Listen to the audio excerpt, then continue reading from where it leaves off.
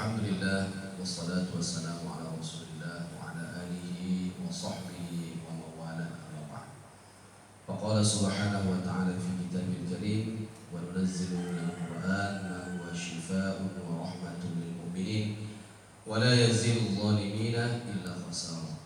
Wa qala Rasulullah sallallahu alaihi wasallam alaikum bisyifa'ain al-'asal wal Qur'an. Shadaqallahu al-'azim wa sadaqa rasuluhu an-nabiyul karim wa nahnu ala dzalika minasyahidin wasyakirin walhamdulillahi rabbil alamin. Bapak Ibu yang dirahmati Allah Subhanahu wa taala, sebelum kita melakukan proses ruqyah syariah, biasa kita menyampaikan terlebih dahulu ya presentasi tentang hal-hal yang berkaitan dengan ruqyah syariah. Karena inti dari ruqyah syariah ini sebenarnya adalah tauhid, ya, adalah tauhid. Kesembuhan itu insyaallah akan datang sendiri ketika kita betul-betul meyakini bahwa Al-Quran yang diturunkan oleh Allah itu adalah benar-benar sebagai syifa, sebagai obat. Nah, jadi kita sebagai seorang muslim harus betul-betul memahami ya bagaimana Al-Quran itu bisa memberikan kesembuhan. Di dalam ayat yang tadi sudah dibacakan oleh Ustaz kita, ya, di dalam surah Al-Baqarah ayat 82 tadi, sebenarnya di situ sudah dijelaskan bagaimana kita bisa mengefektifkan ya manfaat ayat Quran itu untuk kesembuhan. Ya. Yang pertama syaratnya adalah niat umum. Ya. Secara umum niat menentukan hasil. Ya, innamal a'malu binniyat.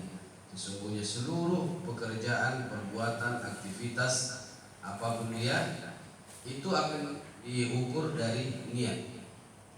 Jadi kalau niat kita pasang, kita tetapkan ketika kita membacakan Al-Quran, insya Allah ya akan memberikan hasil yang luar biasa. Maka di dalam kaidah tadabbur itu ada istilah maqasidut tilawah. Maqasidut tilawah itu artinya adalah niat, tujuan orang membaca Al-Quran itu apa? Ya, setidaknya ada 5 maqasid tilawah itu. Pertama, as-sawab, pahala. Orang baca Al-Quran tujuannya untuk mendapatkan pahala. Itu hampir rata-rata semua orang seperti itu. Tidak ada orang baca Al-Quran nggak mau pahala. Ya. Yang kedua, al-munajat. Dia membaca Al-Quran itu ingin bermunajat kepada Allah Subhanahu wa taala. Kemudian yang ketiga, asy-syifa, kesembuhan. Jadi di antara maqasid tilawah, niat kita membaca Al-Quran adalah untuk mendapatkan kesembuhan.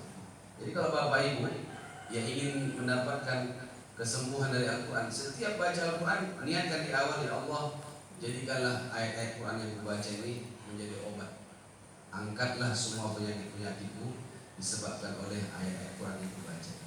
Ini yang jarang kita lakukan, ya kan? Nah, kemudian yang keempat, al-ilmu. Jadi kalau orang baca Quran itu ingin mendapatkan ilmu. Kemudian yang terakhir, yang kelima, lil amal, untuk mengamalkan isinya. Jadi kita ambil saja yang ketiga tadi, bahwa Al-Quran dibaca dengan yang apa? Kesembuhan. Karena konteks kita pada hari ini adalah menjadikan Al-Quran sebagai obat. Itu yang pertama. Berarti apa? Niat paling penting. Jadi kalau kita baca Al-Quran pun tidak kita niatkan sebagai obat, ya kita tidak mendahului Allah, ya. Tapi begitulah, niat itu sangat penting. Jadi ketika kita memulai tilawah kita, tanamkan di situ, ya Allah, aku membaca Al-Quran ini untuk mendapatkan kesembuhan atau untuk menyembuhkan penyakit. Kemudian yang kedua, yakin, percaya. Ya, Allah sudah menegaskan bahwa Al-Quran itu syifa, obat. Pertanyaan sawab, syifa, al-amal. Yang kedua munajat. Syifa lil ilmi. Jadi yakin, ya. Jadi Yakin itu dijelaskan dalam ayat itu. Syifa'un wa rahmatul lil mu'minin. Jadi al-mu'minin di sini bukan hanya sekedar beriman kepada Allah, Rasul, tidak, tapi percaya. Ya, wa ma anta bimu'minin lana, artinya wa ma anta bimusaddiqin lana. Artinya apakah kamu tidak percaya padaku? Jadi mukmin itu percaya, yakin, ya, yakin dia bahwa Al-Quran itu sebagai obat. Ada orang datang ruqyah, tapi dia hanya sekedar untuk coba-coba, sudah ke dokter, sudah ke rumah sakit, bahkan sudah ke luar negeri ke klinik. Jadi begitu dia datang, ibu mau ruqyah, iya. Kenapa? Coba-coba lah, coba dulu lah.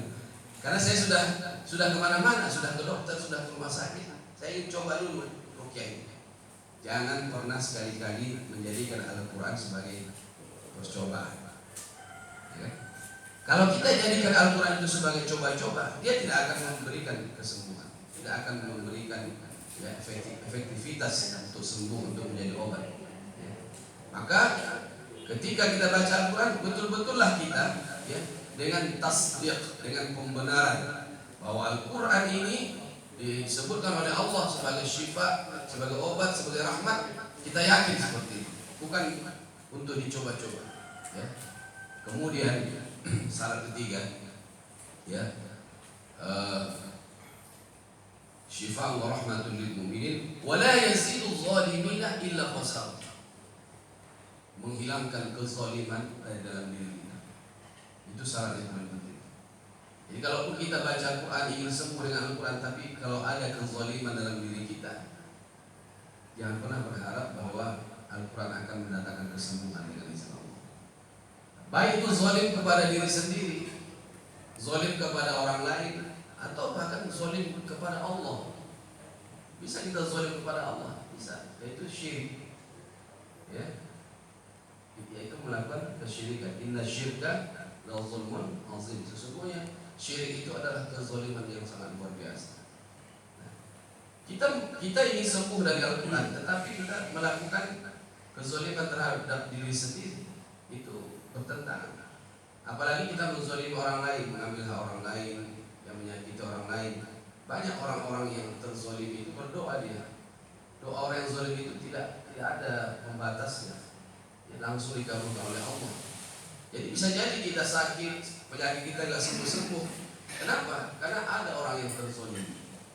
Nah, maka orang yang seperti itu, ya, segeralah dia meminta maaf, ya, atau mengembalikan hak-hak orang lain yang diambilnya, supaya apa? Supaya Allah menurunkan kesembuhan itu melalui Al-Quran yang dibaca. Jemaah yang dimuliakan Allah Subhanahu wa taala. Nah, itulah esensi daripada apa yang disebut dengan terapi Al-Quran. Jadi semua kita ini bisa menjadi penerapi untuk diri sendiri dan bisa juga untuk keluarga.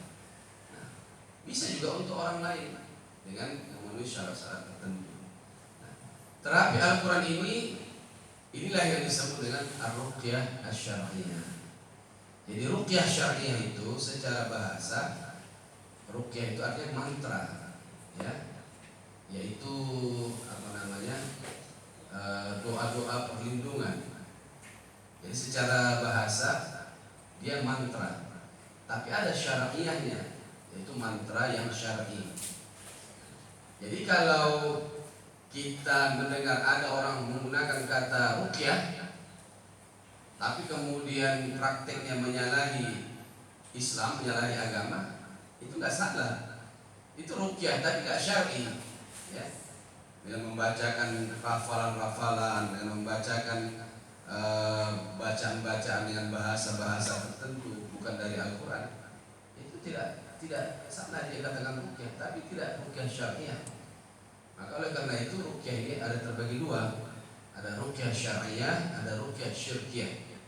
Ada ruqyah yang syar'i, ada ruqyah yang syirki, yang mengandung unsur syirik. Maka ketika Rasulullah SAW didatangi oleh seorang sahabat, ya Rasulullah, kunna narqi fil jahiliyah. Ya Rasulullah, kami dulu di zaman jahiliyah juga melakukan ruqyah. Ya. Bagaimana pendapatmu ya Rasulullah tentang ruqyah yang kami lakukan? Rasulullah mengatakan, "A'ridu 'alayya ruqakum la ba'sa bir-ruqa ma lam yakun fi syirk." Coba perlihatkan ruqyah yang kalian lakukan itu. Ya, coba perlihatkan. Tidak mengapa, boleh-boleh saja melakukan ruqyah selama tidak ada unsur syirik. Jadi berarti ruqyah itu ada yang mengandung kesyirikan. Ya. Bagaimana ruqyah bisa mengandung kesyirikan? Ya, dengan menggunakan hal-hal yang tidak disyariatkan. Contohnya apa? Dengan menggunakan raja-raja. Ya. Ada itu sering kita lihat kalau orang berobat ke dukun-dukun, ditulis di kertas huruf yang terpotong-potong, ya kan?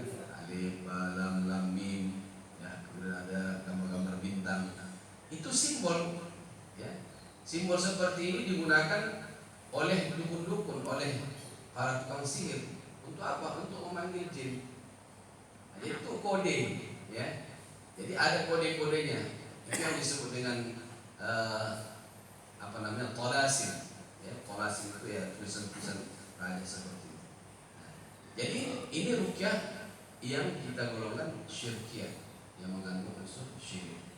Kenapa? Karena di dalamnya terkandung pemanggilan terhadap makhluk-makhluk jin, ya, yang bisa membantu dia, yang menolong dia untuk melakukan pengobatan. Nah, ini tidak boleh dilakukan.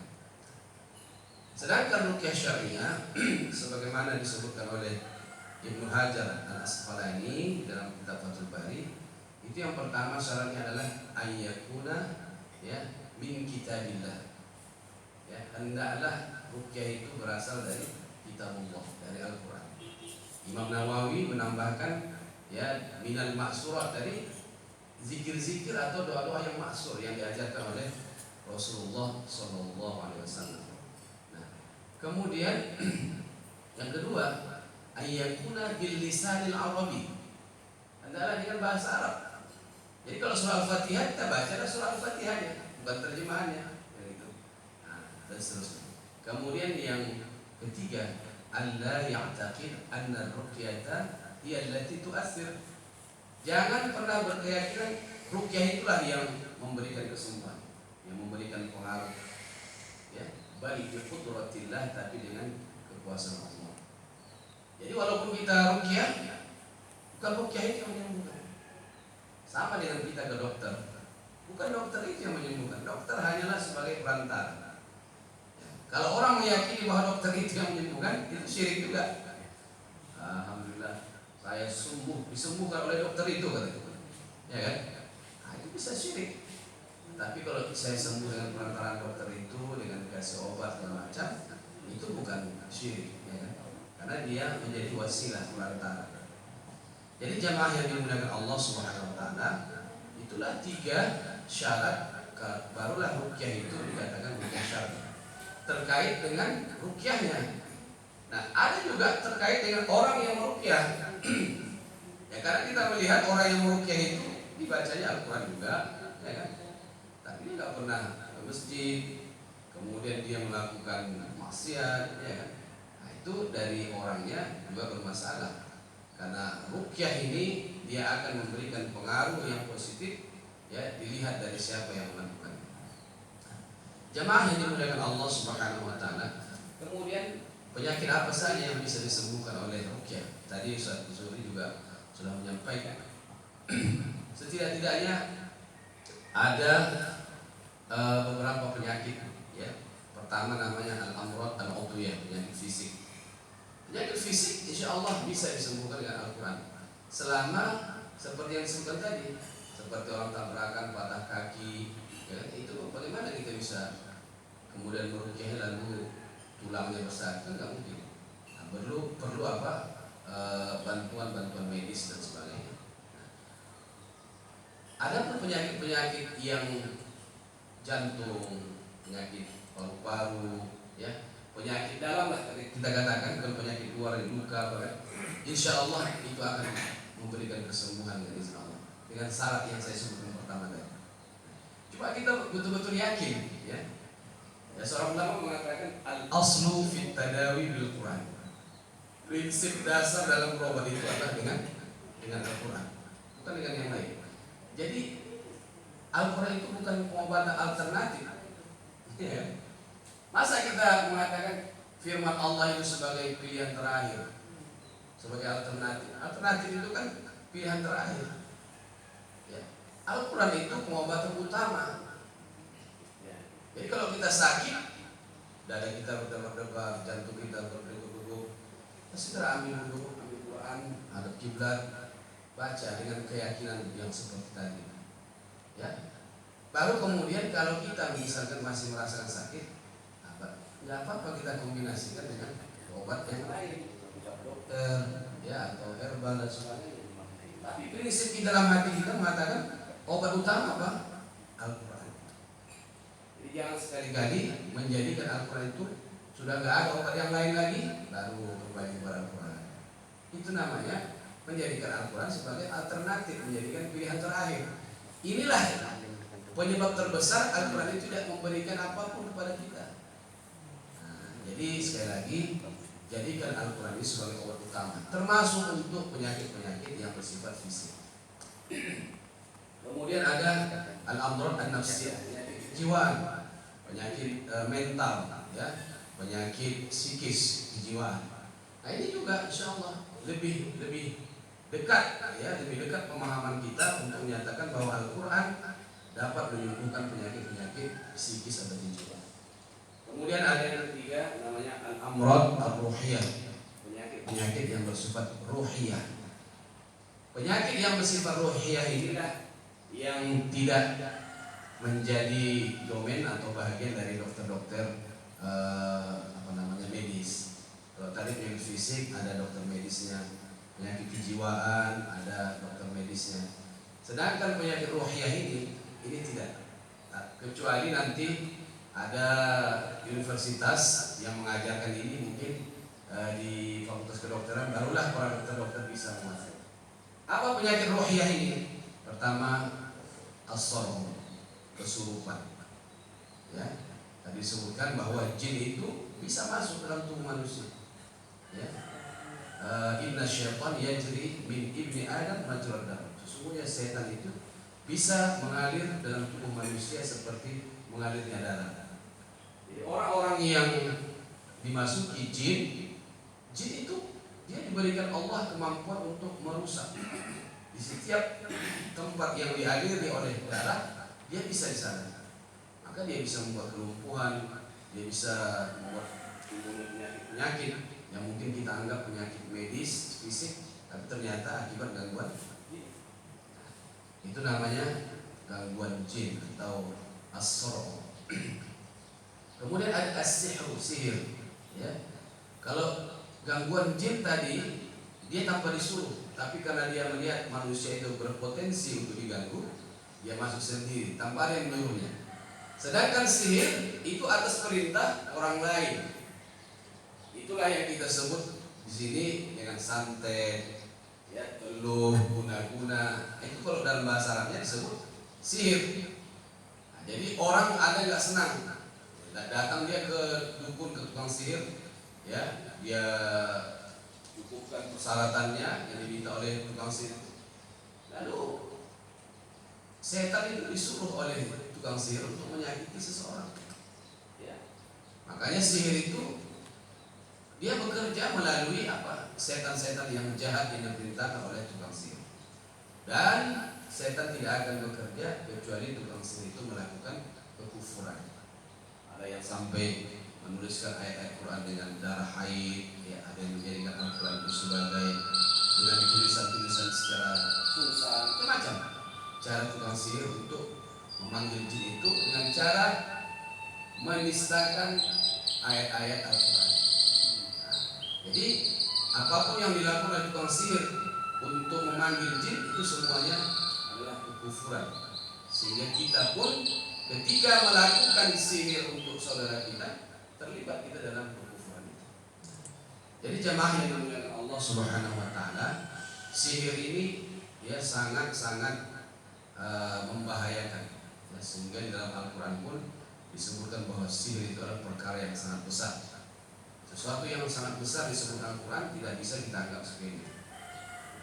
Jadi oleh karena itu dengan adanya ruqyah ini ya orang yang terkena sihir akan bisa diatasi. Walaupun nanti dalam praktiknya ya banyak hal-hal yang harus kita lakukan untuk mengatasi sihir itu. Sihir juga banyak, ya tergantung tujuan orang yang menyihir. Ada sihir tafrik, sihir perceraian, dan memang sihir inilah yang paling asal.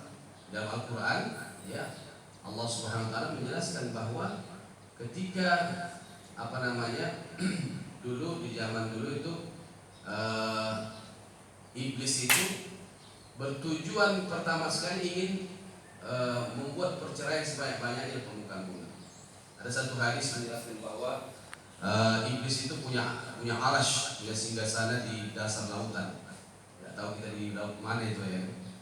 Nah, setiap pagi dia mengumpulkan semua anak buah, ya setan-setan, jin-jin yang jahat. Lalu kemudian disuruhlah mereka ini menyebar ke seluruh permukaan bumi untuk menyesatkan manusia. Dan sorenya setelah semua sudah selesai menjalankan tugasnya, dipanggil lagi kumpul untuk melaporkan hasil kerjanya. Ada yang membuat orang jauh dari Allah, tidak mau sholat, ada yang durhaka sama orang tua, ada yang mencuri, mabuk-mabukan, semua melaporkan kerjanya. Tapi itu tidak dianggap oleh iblis. Tapi ketika ada yang melaporkan dia sudah bisa membuat suami istri bercerai,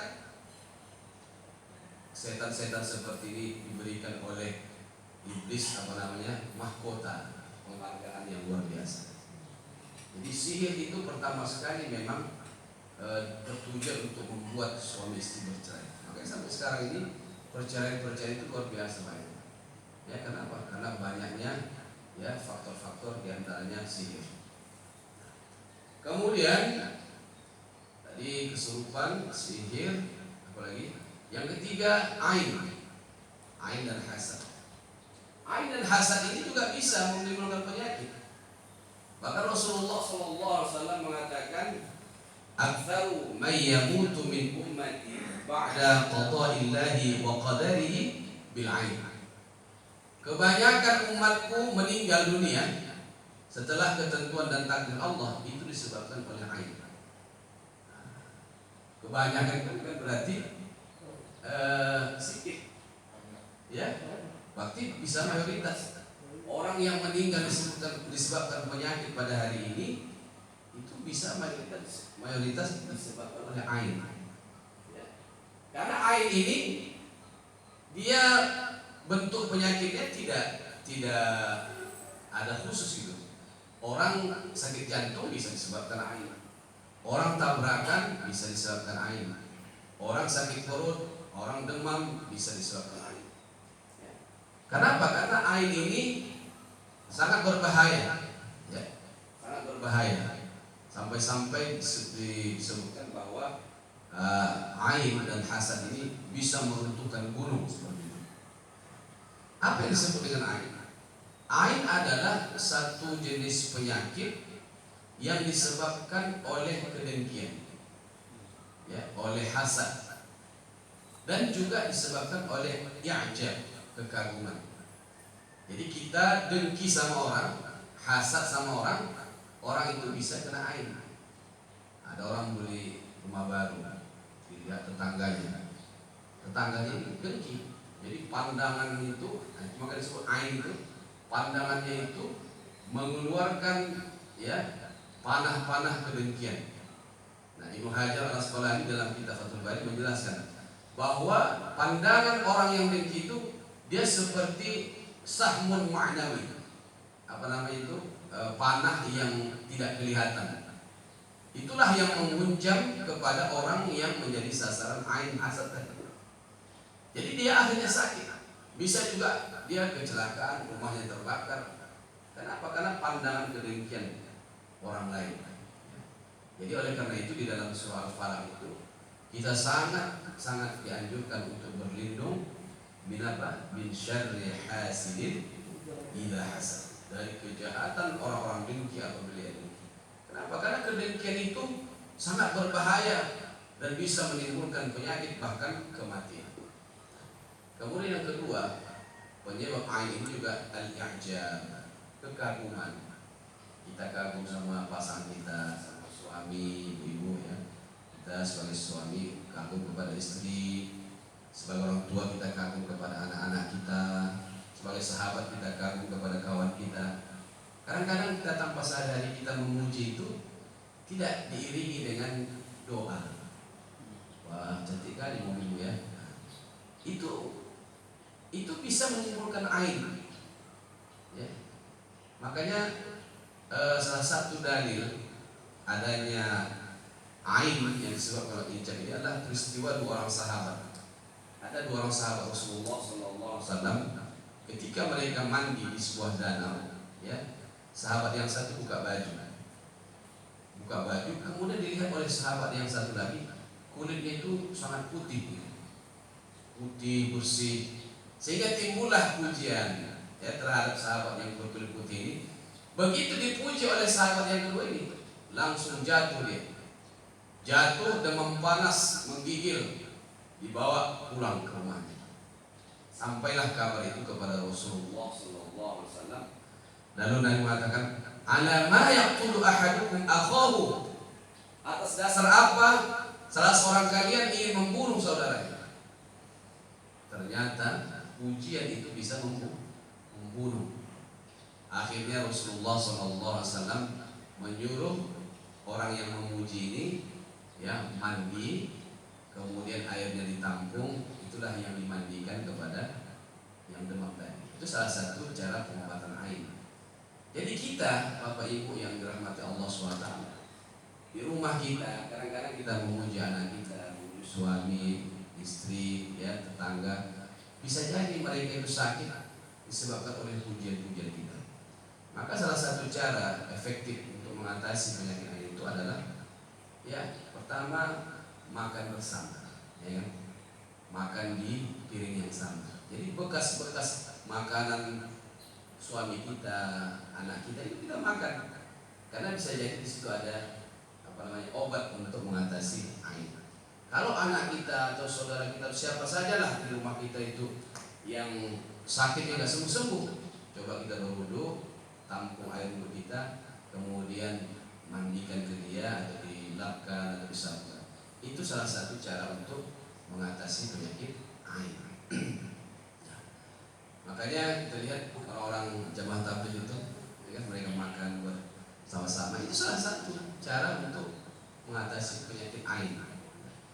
Ada satu cerita dari ibu saya, ya, Ruqyah dari Jordan.